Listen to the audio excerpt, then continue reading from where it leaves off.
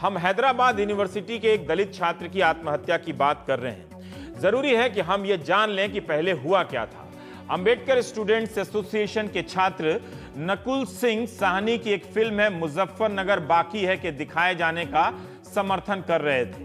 यह फिल्म दिल्ली विश्वविद्यालय में दिखाई जानी थी पिछले साल, जहां एबीवीपी ने विरोध किया। जैसे इस बार राम पर सेमिनार हो रहा था तो एनएसयूआई वालों ने विरोध किया। फिल्म दिखाने के समर्थन में अंबेडकर स्टूडेंट्स एसोसिएशन के छात्रों ने हैदराबाद यूनिवर्सिटी में विरोध प्रदर्शन किया। इस कारण एबीवीपी के नेता वहां के फेसबुक पर इन छात्रों को गुंडा लिख दिया उन्होंने। बाद में एबीवीपी के नेता ने विश्वविद्यालय के सुरक्षा अधिकारियों के सामने लिखित रूप से उनसे माफी मांग ली, मगर अगले ही दिन एबीवीपी के नेता सुशील कुमार ने आरोप लगाया कि अंबेडकर स्टूडेंट्स एसोसिएशन के 30 छात्रों ने उन्हें घेर कर मारा पीटा है और वे अस्पताल में भर्ती हैं। यह मामला अगस्त 2015 का है। इन आरोपों की जांच के लिए प्रोक्टोरियल बोर्ड बैठा, जिसने पाया कि सुशील कुमार के पीटे जाने का कोई प्रमाण नहीं है। मौके पर पहुंचने वाले सुरक्षा गार्ड ने भी मारपीट की कोई बात नहीं कही है, लेकिन वहां उन्होंने भीड़ देखी थी। सबूत नहीं मिला, फिर भी अंतिम रिपोर्ट में बोर्ड ने 5 दलित छात्रों को 1 सेमेस्टर के लिए निलंबित करने का फैसला सुना दिया। उसके बाद इन छात्रों ने विरोध किया तो पूर्व वाइस चांसलर जो उस वक्त थे, शर्मा जी ने बुलाकर बात की और सजा को नए सिरे से जांच होने तक के लिए वापस ले लिया। 12 सितंबर 2015 को सजा वापस लेने के बाद पूर्व वीसी ने कहा कि एक नई कमेटी बनेगी जो जांच करेगी। इस बीच 21 सितंबर 2015 को नए वाइस चांसलर प्रोफेसर अप्पा राव आ गए, पुराने वाले बदल गए। नए वीसी ने कोई जांच कमेटी नहीं बनाई। विश्वविद्यालय की सर्वोच्च कार्यकारी समिति ने अपने स्तर पर फैसला दे दिया और ये 5 छात्र हॉस्टल से निलंबित कर दिए गए और इनकी फेलोशिप रोक दी गई। यह घटना 21 दिसंबर 2015 की है। 21 दिसंबर की सजा पहले की सजा से ज्यादा सख्त कर दी गई। हॉस्टल से निकालना और फेलोशिप को रोकना यह भी जोड़ दिया गया। इन छात्रों ने हाईकोर्ट में याचिका दायर की, जांच नहीं हुई है या नई कमेटी बनी है, ये क्या राजनीतिक कारणों से वीसी ने निलंबन का फैसला बहाल किया, सितंबर वाला फैसला। यह भी आरोप है कि बीजेपी की एमएलसी हैं, बीजेपी के एक एमएलसी हैं, उन्होंने पूर्व वीसी आरपी शर्मा को मिलकर मुलाकात की इस मामले में, जिसके कारण पहली बार प्रोक्टोरियल बोर्ड की अंतिम रिपोर्ट में इन्हें दोषी ठहराया गया, जबकि प्राथमिक रिपोर्ट में कोई सबूत नहीं मिला था। बीजेपी सांसद और मौजूदा केंद्रीय श्रम मंत्री बंडारू दत्तात्रेय ने 17 अगस्त 2015 को मानव संसाधन मंत्री को एक पत्र लिख दिया। विश्वविद्यालय की घटना पर केंद्रीय मंत्री ने जो लिखा उसका सार इस तरह है कि पिछले कुछ दिनों से हैदराबाद यूनिवर्सिटी जातिवादी, अतिवादी और राष्ट्र विरोधी राजनीति का गढ़ बन गया है। जब याकूब मेमन को फांसी दी गई थी तो एक प्रमुख छात्र संगठन अंबेडकर स्टूडेंट्स एसोसिएशन ने फांसी के खिलाफ मार्च निकाला। जब एबीवीपी के नेता ने इसका विरोध किया तो उनके साथ मारपीट हुई और नतीजे में उन्हें अस्पताल में भर्ती कराया गया। दुखद बात है कि विश्वविद्यालय प्रशासन ऐसी चीजों को चुपचाप देखता रहा। मेरे लिखने का उद्देश्य यह है कि मैं हैदराबाद यूनिवर्सिटी में जो हो रहा है उससे आपको अवगत कराऊं। मुझे पूरी उम्मीद है कि आपके नेतृत्व में कैंपस में जो चीजें हो रही हैं उनके बेहतरी के लिए बदलेगी। छात्रों का कहना है कि इन राजनीतिक दबावों के कारण मारपीट और चोट के सबूत न होने के बाद भी उन्हें दोषी ठहराया गया और निलंबित किया गया। 10 दिनों से ये छात्र हॉस्टल के बाहर प्रदर्शन कर रहे थे अपने निलंबन वापस लिए जाने की मांग को लेकर। किसी ने उनसे बात करने का प्रयास किया या नहीं, अब यह जांच का विषय है। यह भी बात जांच होनी चाहिए कि विश्वविद्यालय के शिक्षकों ने इन छात्रों का साथ दिया या नहीं। यह भी जांच होनी चाहिए कि विश्वविद्यालय के दलित शिक्षकों ने, अधिकारियों ने क्या किया, क्या उन्होंने इनका साथ दिया या वे भी चुप रहे सिर्फ इसलिए कि वीसी की सत्ता को विश्वविद्यालय के शिक्षक चुनौती नहीं दे सकते। 28 साल की उम्र थी रोहित वेमुला की। रोहित उन 5 छात्रों में से एक था जिन्हें हॉस्टल से निलंबित किया गया, जिसकी फेलोशिप 7 महीने से रोक दी गई थी। रोहित की मां दर्जी का काम करती हैं गांव में, आप जानते ही होंगे, अंदाजा लगा सकते हैं कि कितना कमा पाती होंगी। और उसका परिवार गुंटूर के गांव का रहने वाला है। बेहद गरीब परिवार से आने वाला छात्र रोहित पढ़ने लिखने में काफी अच्छा बताया गया है। रोहित ने रविवार को आत्महत्या कर ली। उसने हमारे आपके लिए एक पत्र लिखा है। इस पत्र को हम और आप कई तरह से पढ़ सकते हैं, पढ़ेंगे ही, लेकिन जरा सोचिए, अगस्त 2015 का मामला क्या 18 जनवरी 2016 तक नहीं सुलझाया जा सकता था? क्या यह ऐसा मामला था? जाहिर है इस मामले में राजनीति हुई होगी और हो भी रही है। अगर विश्वविद्यालय ईमानदार प्रयास करता तो दोनों गुटों में सुलह करा सकता था। कम से कम मुजफ्फरनगर बाकी है वो दिखा सकता था। सरकार पारदर्शिता और लोकतंत्र में यकीन करती है तो उसे सरकारी चैनलों से भी दिखा सकती थी। जिस विश्वविद्यालय से ऐसे मामले नहीं सुलझ सकते, रोहित की खुदकुशी उसकी प्रशासनिक क्षमता और नीयत पर भी सवाल करती है। क्या इस मामले को लंबा खींचकर विश्वविद्यालय ने रोहित को वो सब कहने के लिए और करने के लिए मजबूर नहीं किया जो उसने इस चिट्ठी में लिखी है, जो उसने आत्महत्या की है जिसके कारण। गुड मॉर्निंग कहा है उसने आप सभी को इस चिट्ठी में, इसलिए सुनने के पहले थोड़ा जाग जाइए।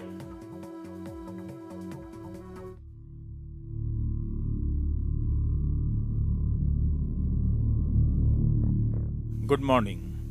जब आप इस पत्र को पढ़ रहे होंगे तब मैं आपके पास नहीं रहूंगा। मुझ पर गुस्सा मत होना। मुझे मालूम है आप में से कुछ ने सच में मेरी बहुत परवाह की है, प्यार भी किया और मेरे साथ बहुत अच्छा व्यवहार भी। मुझे किसी से कोई शिकायत नहीं है, बल्कि मुझे तो खुद से ही दिक्कत होती थी। मैं महसूस कर रहा हूं कि मेरी आत्मा और शरीर के बीच की दूरी बढ़ती जा रही है और मैं एक क्रूर दानव सा बन गया हूं। मैं हमेशा से ही एक लेखक बनना चाहता था, विज्ञान का लेखक, कार्ल सगन जैसा। लेकिन लिखने के नाम पर मैं यही पत्र आपको लिख रहा हूं। मैंने विज्ञान, सितारों और प्रकृति से प्यार किया है, लेकिन मैंने इंसानों को भी चाहा, बिना जाने कि लोग तो कब का प्रकृति से दूर हो चुके हैं। हमारी भावनाएं हमारी अपनी नहीं रहीं। हमारा प्यार बनावटी है। हमारी मान्यताओं पर रंग चढ़ गए हैं। हमारी जो मौलिकता है वो सिर्फ दिखावटी कलाओं से मान्यता हासिल करती है। बिना आहत हुए सच में प्यार करना बहुत मुश्किल हो गया है। आदमी की कीमत तो बस उसकी फौरी पहचान में सिमट कर रह गई है। निकटतम संभावना ही पहचान तय करती है, एक वोट से, एक संख्या से, एक चीज से। आदमी को दिमाग की तरह तो देखा ही नहीं गया, हमेशा एक गौरवशाली चीज की तरह देखा गया जो सितारों के कणों से बना हो, चाहे पढ़ाई में हो, गलियों में हो, राजनीति में, या जिंदा रहने या मरने में हो। मैं ऐसा पत्र पहली दफा लिख रहा हूं, पहली बार एक अंतिम चिट्ठी। अगर मेरी बात का कोई तुक ना लगे तो माफ कर दीजिएगा। हो सकता है मैं शुरू से ही इस दुनिया को समझने में गलत रहा, प्यार, पीड़ा, जिंदगी और मौत को गलत ही समझा। इन्हें समझने की कोई जल्दी भी तो नहीं थी, लेकिन मैं हमेशा जल्दी में था, जीवन शुरू करने को बेताब। लेकिन कुछ लोगों के लिए तो जीवन ही अपने आप में अभिशाप है। मेरा पैदा होना ही जानलेवा दुर्घटना है। मैं बचपन के अपने अकेलेपन से कभी उबर नहीं सकता। एक ऐसा बच्चा जिसे उसके अतीत ने हमेशा उपेक्षा की। मैं इस वक्त आहत नहीं हूं, मैं उदास भी नहीं हूं, मैं बस खाली सा हो गया हूं, खुद से बेपरवाह। दयनीय है ऐसा हो जाना, और इसीलिए तो मैं ऐसा कर रहा हूं। मेरे जाने के बाद लोग मुझे कायर कह सकते हैं, स्वार्थी या बेवकूफ भी। मुझे कोई फर्क नहीं पड़ता कि मुझे क्या कहा जाएगा। मैं मरने के बाद की कहानियों में यकीन ही नहीं करता। भूत और आत्मा की कहानियों में मेरा कोई विश्वास नहीं। अगर वाकई में कुछ है और जिस पर मैं भरोसा करता हूं, तो बस इतना कि मैं सितारों तक सफर कर सकता हूं, मैं दूसरी दुनिया के बारे में जान सकता हूं। अगर आप जो ये पत्र पढ़ रहे हैं मेरे लिए कुछ कर सकते हैं तो मुझे 7 महीने की फेलोशिप मिलनी है, 1,75,000 रुपए। प्लीज देखिएगा कि ये पैसा मेरे परिवार को मिल जाए। मुझे राम जी को कुछ 40,000 रुपए देने हैं। उसने कभी वापस नहीं मांगे, लेकिन प्लीज इस पैसे से उसे दे दीजिएगा। मेरे अंतिम संस्कार को शांत ही रहने दीजिए। बस ये सोचिए कि मैं आया और चला गया। मेरे लिए आंसू मत बहाना। ये समझना कि मैं जिंदा रहने से ज्यादा मरकर खुश हूं। परछाइयों से सितारों तक। उमा अन्ना, माफ कीजिएगा, इस काम के लिए आपका कमरा यूज किया। ASA अंबेडकर स्टूडेंट्स एसोसिएशन परिवार, आप सबको निराश करने के लिए माफी। आपने मुझे बहुत प्यार किया। आपके अच्छे भविष्य के लिए दुआ करता हूं। एक आखिरी बार के लिए जय भीम। मैं औपचारिकताओं को लिखना भूल गया। अपने आप को मारने के मेरे इस काम के लिए कोई भी जिम्मेदार नहीं। यह करने के लिए मुझे किसी ने नहीं उकसाया, ना अपने कृत्यों से, ना अपने शब्दों से। यह मेरा निर्णय है और अकेला मैं ही इसके लिए जिम्मेदार हूं। मेरे दोस्तों और मेरे दुश्मनों को मेरे जाने के बाद इसके लिए परेशान मत कीजिएगा। रोहित वेमुला की चिट्ठी किसी को गुनाहगार नहीं मानती, लेकिन वो मर गया, सबको माफ भी कर दिया। लेकिन क्या वो इस बिना कुछ कहे मर गया? उसकी बातों को गौर से सुना होगा तो आप जान सकेंगे कि यह छात्र मरने से पहले हम सबको मार गया है। आदमी की कीमत तो बस उसकी फौरी पहचान में सिमट कर रह गई है। निकटतम संभावना ही पहचान तय करती है, एक वोट से, एक संख्या से, एक चीज से। आदमी को दिमाग की तरह तो देखा ही नहीं गया है। क्या ये सही नहीं है कि हम हर किसी को उसकी पहचान से देखने लगे हैं? उसे देखने के लिए, उसकी बातों को समझने से पहले हम उसकी पहचान खोजने लगे हैं। आदमी को दिमाग की तरह तो देखा ही नहीं गया। हम सोचने समझने वाले प्राणी तो रहे ही नहीं। अगर एएसए अंबेडकर स्टूडेंट्स एसोसिएशन के सदस्य याकूब मेमन की फांसी का विरोध करते हैं तो ये कैसे राष्ट्र विरोधी हो गया? केंद्रीय मंत्री बंडारू दत्तात्रेय को बताना चाहिए कि एएसए की कौन सी गतिविधि जातिवादी है। क्या भारत के लॉ कमीशन ने फांसी की सजा का विरोध नहीं किया है? वो लॉ कमीशन भी क्या राष्ट्र विरोधी है? जरूर फांसी का समर्थन करने वाले लोग भी होंगे, लेकिन बात इस हद तक क्यों चली गई या क्यों चली जाती है कि सबने एक दूसरे को सुनना समझना बंद कर दिया है? बात हो या दिमाग, सब पीछे रह गया है। यह एक बड़ा सवाल है, लेकिन पहले हम राजनीतिक प्रतिक्रिया देख लेते हैं कि बंडारू दत्तात्रेय से लेकर कांग्रेस तक ने इस मामले में आरोप से लेकर सफाई के बारे में क्या कहा है।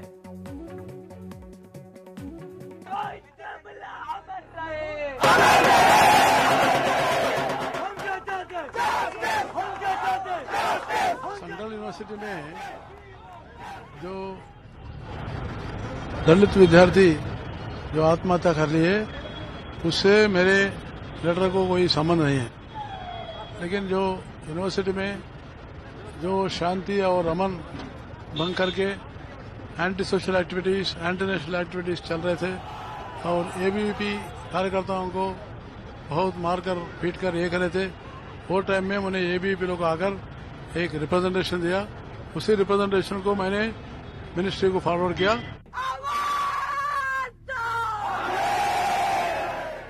आज हमने पुनः संपर्क करके रिपोर्ट तत्काल मांगी है और मैंने ये फैसला किया है कि मैं हैदराबाद जा रहा हूं और वहां पर स्वयं मौके पे जाकर सबसे वार्ता करके और देखूंगा कि किसका दोष है और उनके खिलाफ कार्रवाई करने के लिए अपनी सिफारिश करेंगे।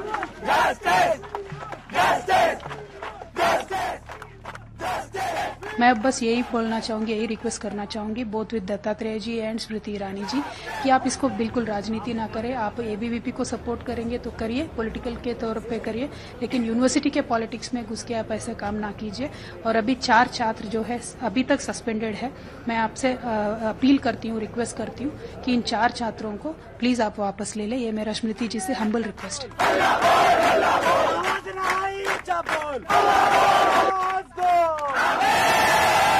मैं कहूंगी कि ऐसे दुख की घड़ी में जिस परिवार ने अपने बच्चे को खोया है, उनके प्रति अपनी संवेदना व्यक्त करती हूँ।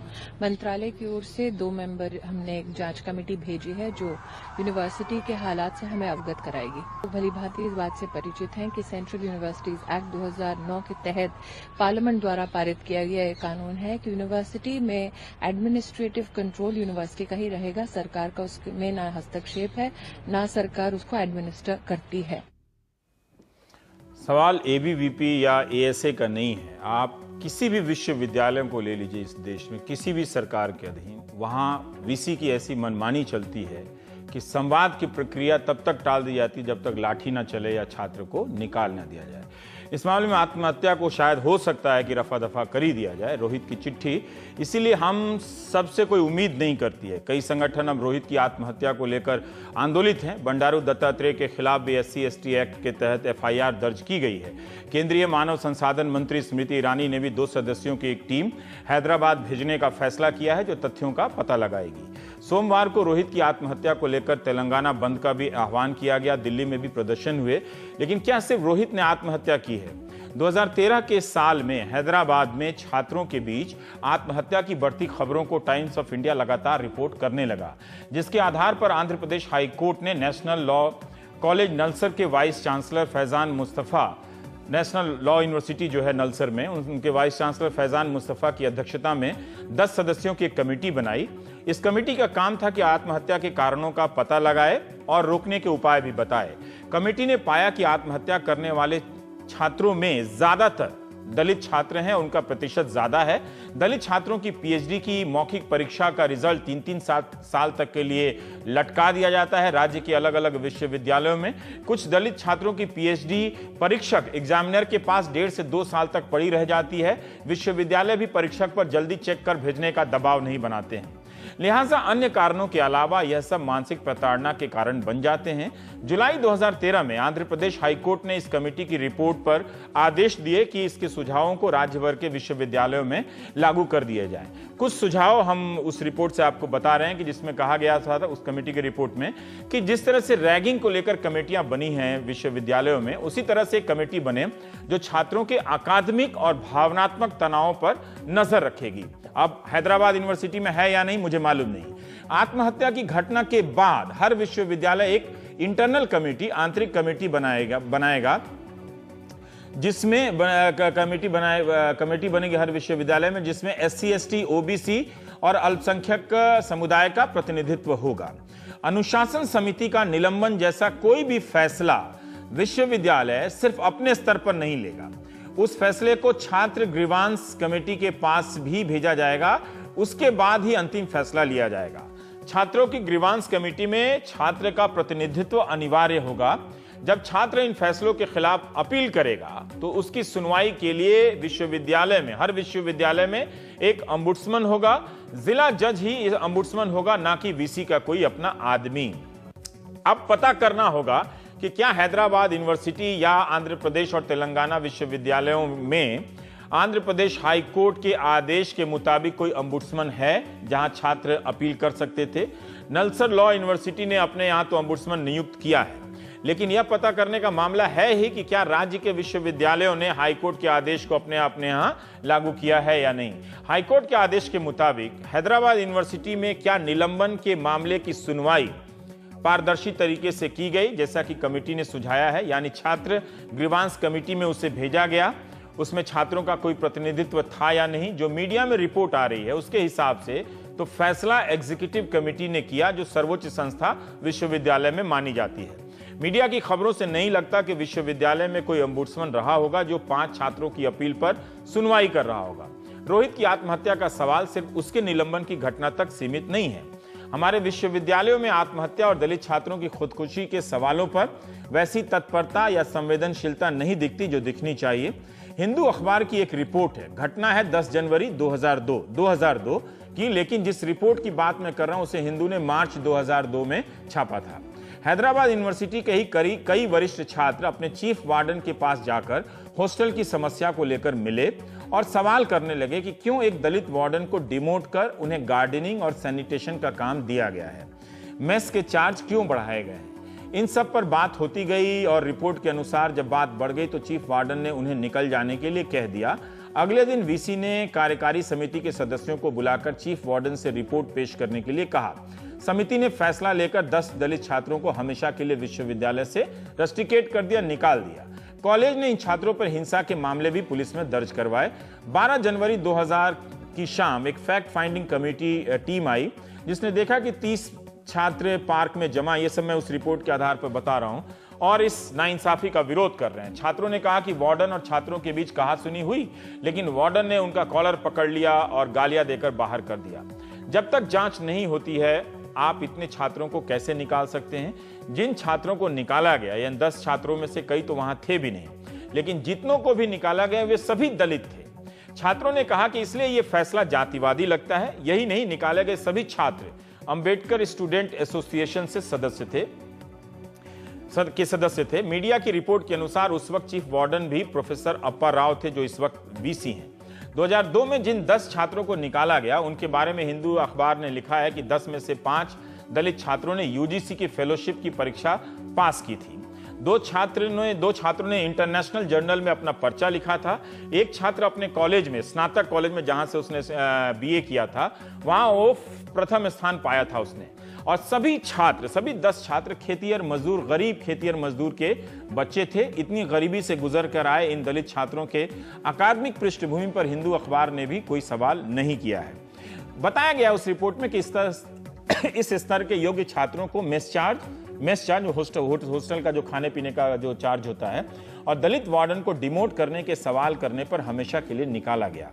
आंध्र प्रदेश हाईकोर्ट ने 11 नवंबर 2002 को इन छात्रों की याचिका खारिज कर दी। उन छात्रों का क्या हुआ हमें अब नहीं मालूम, मगर इनकी कहानी और रोहित की कहानी बताती है कि विश्वविद्यालय में सब कुछ ठीक नहीं है।